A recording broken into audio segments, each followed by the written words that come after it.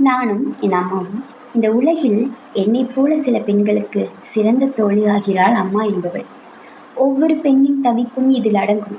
என் வாழ்வைப் போல இங்கு அனைத்து பெண்களும் பல போராட்டங்களை அனுபவித்துக் கொண்டுதான் இருக்கிறார்கள். இப்பிறவி இல்லாமலே இருந்திருக்கலாம் என்று எண்ணாத பெண்களும் ஏராளம். திருமணம், குழந்தைகள் என்ற நிலை வராமலே போயிருக்கலாம். வாழ்க்கையை வெறுத்து, மனிதர்களை வெறுத்து, நம்பிக்கை உடைந்து, உடல் சிதைந்து,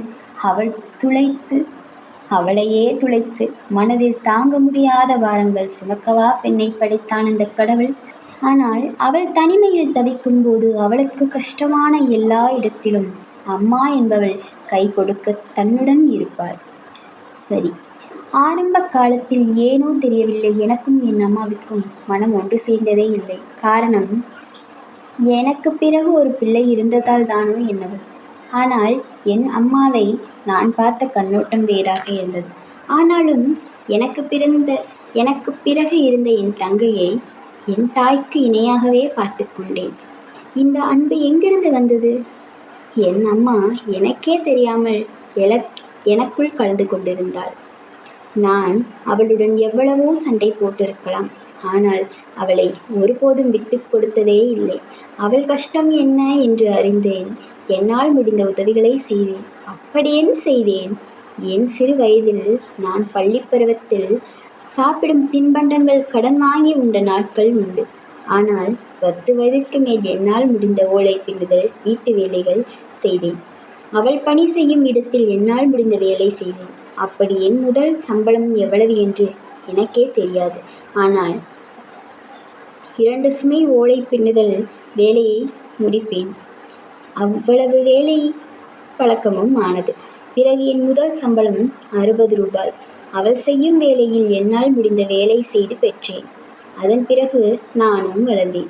செருப்பு இல்லாமலும் கட்டை பையில் புத்தகங்கள் கொண்டும் சென்ற நாட்கள் உண்டு. அதனால் தானோ என்னவோ அப்போது நான் 14 வயது பெண். என் அம்மா எனக்கு போக்குவரத்து செலவுக்கும் ஸ்நாக்ஸ் சாப்பிட கொடுக்கும் காசுகளும் நான் செலவு செய்ததே இல்லை. அதை சேமித்து என் உடன் பிறந்தவளுக்கு ஏதேனும் வாங்கி வருவேன். அடுத்து 12ஆம் வகுப்பு முடிந்ததும் வேலை பார்க்க சென்றேன். 6 வருடம் வேலை பார்த்தேன். என் அம்மாவுக்கு துணையாக நின்றேன். அந்த காலகட்டத்தில் எனக்கு ஒரு காதலும் வளர்ந்தது. அதில் தொடங்கியது என் அம்மாவின் மீதான வெறுப்பு. ஆனால் அப்போது சண்டை போட்டேன், வெறுத்தேன். ஆனாலும் என் அம்மாவுக்கு அவமானம் வர விடமாட்டேன்.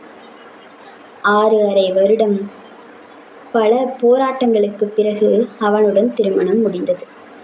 ஆனால் அடுத்த வீட்டிற்கு செல்ல நான் என் பழக்கங்களை மாற்றிக்கொண்டேன்.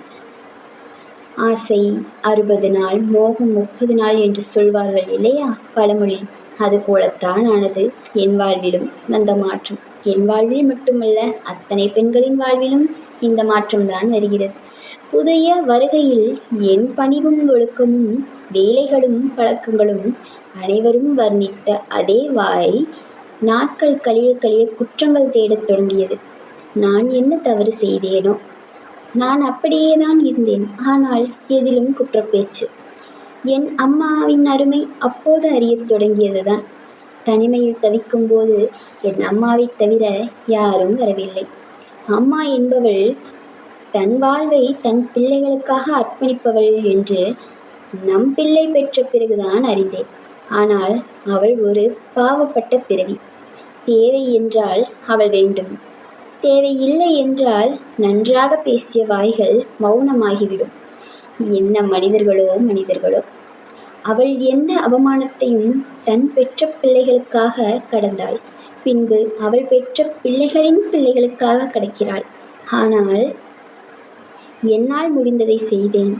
இப்போது அவளுக்கு ஓய்வு தேவை. ஆனால் நான் ஒரு பெண். அவளை உட்கார வைத்து பார்த்து கொள்ள இயலாமல் தினம் தினம் மனதில் போராடி கொண்டு தவிக்கிறேன். நான் ஆண் பிள்ளையே என்று தவிக்கிறேன். 1000 குற்றங்கள் தினம் தினம் செய்யும் ஆண்மகன் பெற்ற பெற்றோர்கள் அட்டினக்கால் தோரையில் வாழ்கிறார்கள். கண்முன் பார்த்து கொண்டுதான் இருக்கிறோம். ஆனால் என் பெற்றோரோ இன்னும் அவளுக்காக சம்பாதிப்பது இல்லை. அதையும் எங்கள் பிள்ளைகளுக்கு கொண்டு வந்துவிட்டு முடியாத காலத்தில் ஓய்வு கூட கிடைக்காமல் தவிக்கிறாள். கைவலி, கால்வலி, மயக்கம், எத்தனை உடம்பில் மாற்றங்கள் வந்தாலும் அவள் ஓய்வும் போராட்டமும் இன்னும் நிற்கவில்லையே. என்னால் இப்போது முடிந்தது இந்த கதை கூறுதல். அதன் மூலம் வருமானம் ஈட்டி என் பெற்றோர்களை யாரிடமும் கையேந்தாமல் காக்க வேண்டும் என்பதே. வெளியில் சென்று வருமானம் ஈட்ட முடியாத நிலையில் நான் 2 பிள்ளைகளை பெற்று குழந்தையுடன் தவித்துக் கொண்டிருக்கிறேன். என் பெற்றவர்களை நினைத்து இங்கு என்னைப் போல ஏராளமான பெண்கள் இதே மன வலியையும் வேதனையையும் கொண்டு தவித்துக் கொண்டிருக்கிறார்கள். இந்த மன வலி மட்டும் போதாது, இன்னும் 1000 வலிகளை சுமந்து கொண்டுதான் இருக்கிறார்கள். நன்றி. மீண்டும் ஒரு கதையுடன் அல்லது கவிதையிலோ சந்திக்கலாம். சென்று வருகிறேன்.